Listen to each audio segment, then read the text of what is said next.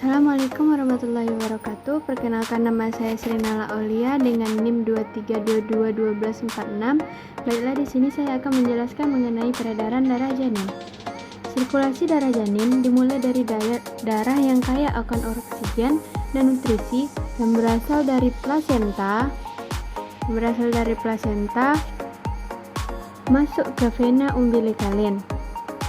Kemudian, setelah melewati vena umbilikalin, darah akan masuk ke hati, di mana di hati terdapat ductus venosus yang menghubungkan vena cava inferior dan vena cava umbilicalis tersebut. Setelah darah masuk ke vena cava inferior, selanjutnya darah masuk ke atrium dextra. Di atrium dextra, aliran darah dibagi menjadi dua. Ada yang masuk ke ventricle dextra dan ada juga yang masuk ke atrium dextra. Maksudnya atrium sinistra, melalui foramen ovale. Selanjutnya, darah yang berada di ventricle dextra kemudian menuju ke paru-paru melalui arteri pulmonalis. Nih, arteri pulmonalis untuk memberikan nutrisi kepada paru-paru yang sedang berkembang. Kemudian, darah yang berada di atrium sinistra kemudian masuk ke ventricle sinistra. Selanjutnya, darah mengalir ke aorta. Di aorta terdapat dua aliran darah. Yang pertama, darah yang mengalir ke arteri pulmonalis, ke dalam arteri pulmonalis, dan ada juga yang mengalir ke seluruh tubuh. Selanjutnya, darah yang kaya akan CO2 dan dari seluruh tubuh masuk ke arteri umbilicalis dan kemudian kembali ke plasenta. Masuk ke sini, terus berjalan masuk lagi ke plasenta, dan begitu pula selanjutnya. Baiklah, cukup sekian yang dapat saya sampaikan. Kurang dan lebih saya mohon maaf. Assalamualaikum warahmatullahi wabarakatuh.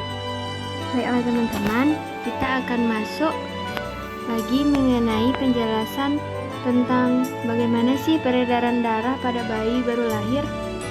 Setelah lahir, neonatus akan secara cepat beradaptasi dengan lingkungan. Paru-paru yang sudah mulai berfungsi akan menggantikan peranan plasenta sebagai organ pertukaran gas. Dan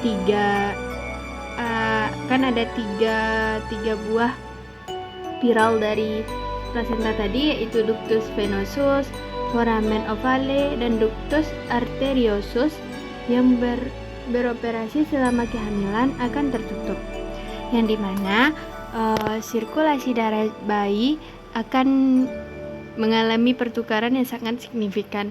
Pertukaran darahnya sekarang beradaptasi menjadi seperti pertukaran darah pada orang dewasa, yang dimana darah dari seluruh tubuh, darah yang sudah ketika kita baru lahir, plasenta akan dijepit dan disitulah fungsi plasenta akan tertutup. Jadi bayi bernafas sudah seperti orang dewasa, namun tingkat denyutnya masih